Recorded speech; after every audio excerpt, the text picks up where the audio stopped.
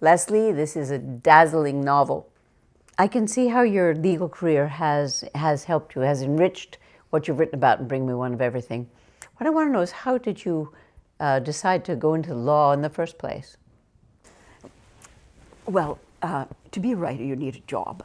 And so I ended up getting a job as a court recorder, which was a fantastic job because all I did was sit in court day after day and watch these amazing stories unfold, and to watch how people got themselves into terrible trouble and how the law, sorted that out for good or ill.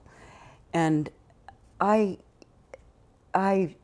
ended up reading the cases that the lawyers were citing, going to the law library, and finally somebody said, you're hooked.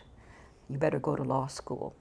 And I did. I didn't think I was going to stay very long, but it turned out to be longer than I thought. Your career has produced some fabled stories about you. I wonder if you'd be willing to share some of them with us. Well, I'll tell you my favorite one, which wasn't was terrifying at the time. I was 2 weeks a lawyer. I was just called to the bar, and the firm that I was with, this large downtown law firm, had its monthly meetings at a club which was exclusively for men. So for a woman to go into the club, she had to go into the servants' entrance at the side. And I wasn't ready for this. I wasn't prepared for it. And when I realized it was upon me, I remember standing across the street and looking at the front door of the club and watching the men go through the door, and watching the only other woman lawyer in the firm walk around the building to the side. And I thought, I didn't want to raise a fuss, but I was just, my pride was at stake. So I waited for everybody to go in, I thought, and I, walked up the stairs, my heart pounding, and opened the door. And what I saw were the backs of 4 men. And I thought, oh my God, this is why women can't come through the front door. There's a urinal there. And, well, it wasn't a urinal, it was a coat check. But there were 4 men there, and one of the senior members of the firm was there, and he looked a little bit like Alfred Hitchcock. And he turned around and he saw me walking through the door, and he said, "There'll be hell to pay for this," in this big voice. And there was. But I never went through the side door. I went through the front door, and You were very brave. But, I really never did consider myself to be very courageous. It wasn't really a choice. It was like I did what kept me aligned with myself. And I sometimes think, although it happened a long time ago, it's still an important metaphor for women.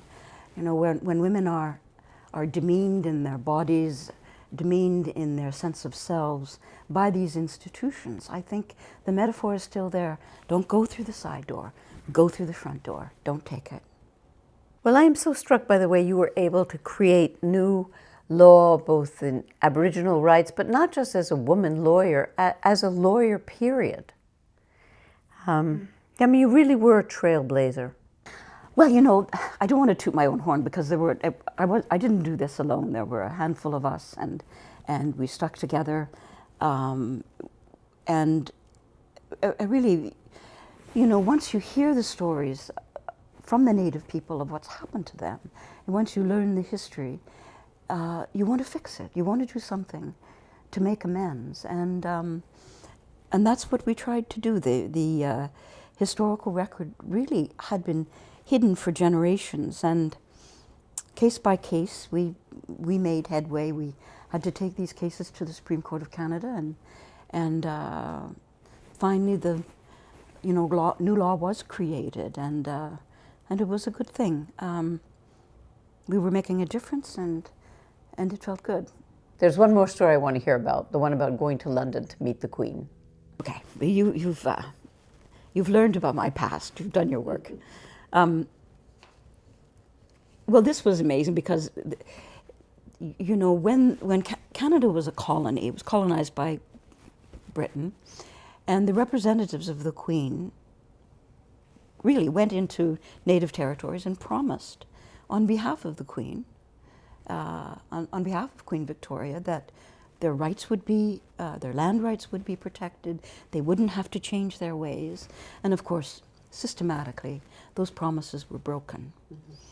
And when Canada decided it wanted to repatriate our Constitution, bring it back from Britain, the elders said to my partner Louise and I, you have to stop that from happening. You have to tell the Queen that the promises have not been kept. So we said, well, no brief too large, and off we went. We got on a plane, you know, in the next couple of days, and we went to London, and we did organize meetings with the chiefs and the elders, with the Queen's representatives. But the spunkiest thing was we ended up taking a case in the House of Lords to stop the patriation. And although we didn't prevail, Lord Denning, the great equity judge in the House of Lords, made comments to Canada, basically saying, you have to do the right thing.